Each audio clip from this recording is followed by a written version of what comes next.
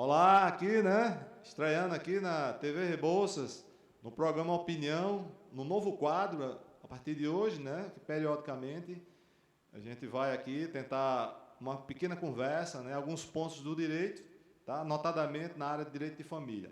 Sou Marcos Rebouças, advogado, e a convite de Rebouças, que por sinal é meu irmão, coincidentemente, a gente resolveu aqui incrementar a TV com um ponto, né, cultural, digamos, de conhecimento gerais, e nesse caso, nesse momento, a gente vai aqui conversar um pouco sobre direito.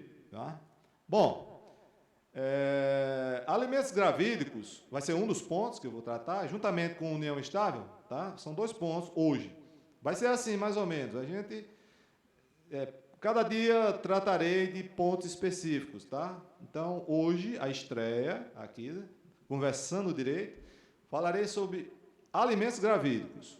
Bom, alimentos gravídicos de respeito a um direito que tem a gestante, né, de receber um valor X do pai da criança, do suposto pai. Naturalmente, uma criança que está no ventre de sua mãe, ainda não se sabe o pai tecnicamente falando. Então, em 2008, né, com o advento de uma lei federal, etc., surgiu, então, esse direito das gestantes, tá? Alimentos gravídicos. E aí, rapidamente, uma diferença, porque aqui eu não quero avançar, não é a ideia aqui da conversa de aulas de direito, não.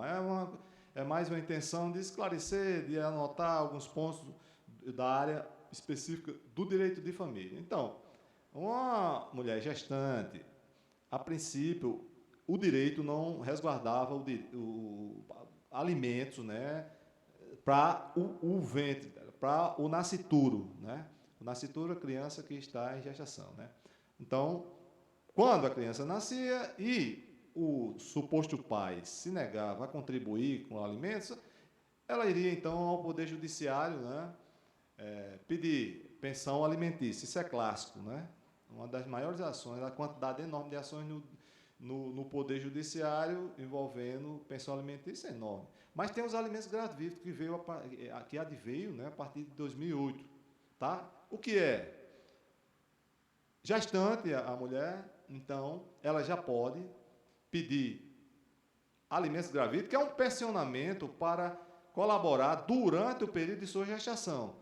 Seja com remédio, seja com atendimento psicológico, atendimento social, tudo que envolver os gastos dela na gestação, o suposto pai tem a obrigação de contribuir.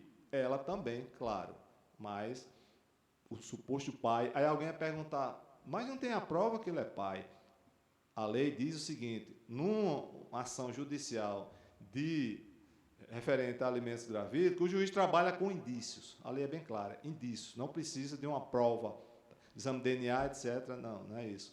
Tem um indício, ele dentro de um contexto da narrativa dela, dos fatos, e dentro de uma série de variáveis, ele nota, ele entende que ali tem um indício forte do suposto pai, o requerido, né? Que vai pensionar os alimentos gravídicos.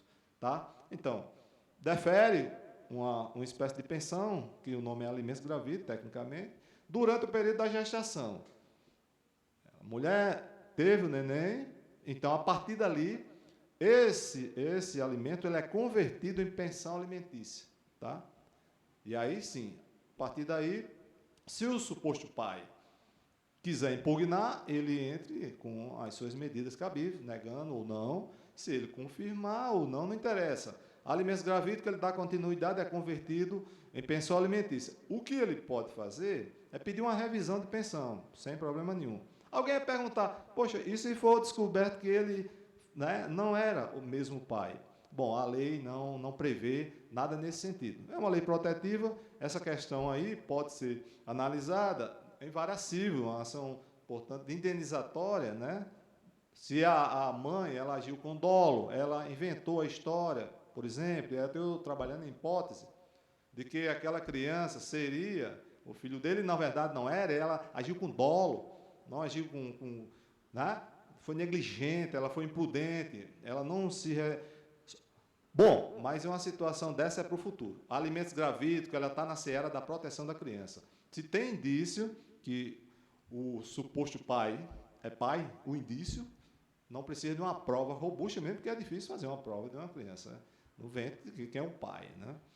Entende? Então, é para isso que veio essa proteção.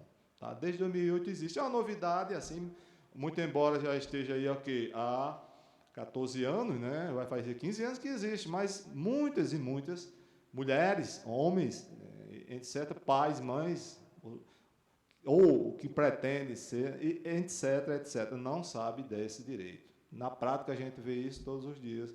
E quando a gente coloca uma situação dessa, geralmente a mãe, ou suposta mãe, enfim, não ignora, diz não saber. Tá? Então, aí uma novidade para quem não sabia ainda desse tipo de direito. Tá? Bom, vamos conversar um pouco também, no segundo ponto aqui, sobre união estável. Tá? Alguma coisa mais interessante. Na união estável, que é a relação do companheirismo, né? Um homem e uma mulher resolvem... Estou falando uma relação heteroafetiva, ela também serve para a relação homoafetiva. Tudo que eu digo aqui serve para a relação homoafetiva, porque o Supremo, desde 2015, reconheceu, né, a repercussão jurídica da relação homoafetiva, doela quem doela, e, posteriormente, isso aí foi legalizado. O CNJ já reconhece até casamento em cartório, lei, não há o que se falar mais sobre isso. Bom, então, a união estável é uma situação, tecnicamente, de fato, né? Você resolve ter um relacionamento com affectio família, né? Com a vontade de formar uma família. Daí que cria essa situação. Bom, se não tem uma certidão de casamento, aí como provar? Como provar? Bom, tem duas maneiras de se provar. Ou se prova administrativamente, por ser uma situação de fato, vai ao cartório o casal e requer uma escritura pública declaratória de união estável. É um documento emitido pelo cartório, onde já existe assim, uma espécie de padrão, que os dois declaram que são companheiros, desde a data tal e etc. Assumindo, né, a responsabilidade de estar dizendo a verdade. Por que isso? Porque os impedimentos matrimoniais que servem para o casamento civil, propriamente dito, ele também tem efeito para a união estável, não é? E quais são esses impedimentos? O pior de todos é o casamento entre parentes, tá? Que acontece, o incesto e etc. Qual é?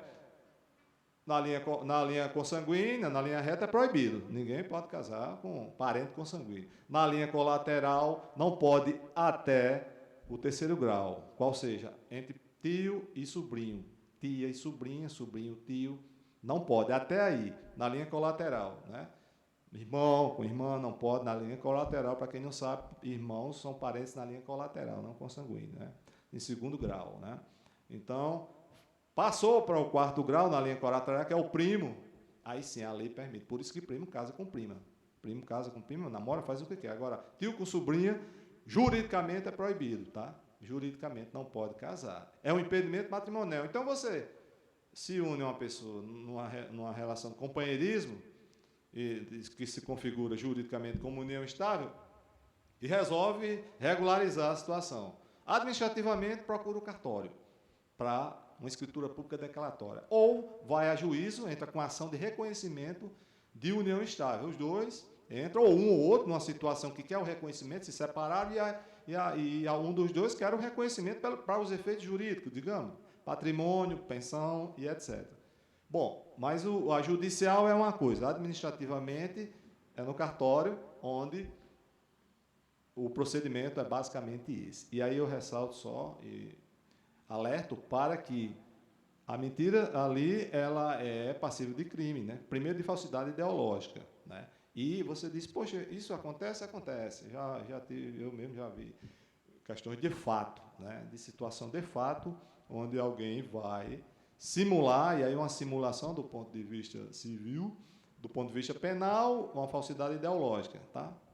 E aí, com esses dois pontos, eu entendo que a gente estreia hoje aqui nessa perspectiva, né? Nessa de trazer algumas novidades. Não é da aula de direito, enfadonho, para você aí, a audiência aí da TV Rebouças, ficar enfadonho assistindo a aula de direito. Não, vamos para pontos específicos, inicialmente na parte do direito de família, que é mais recorrente na vida das pessoas, né? Tá bom? Então, foi um prazer e até a próxima.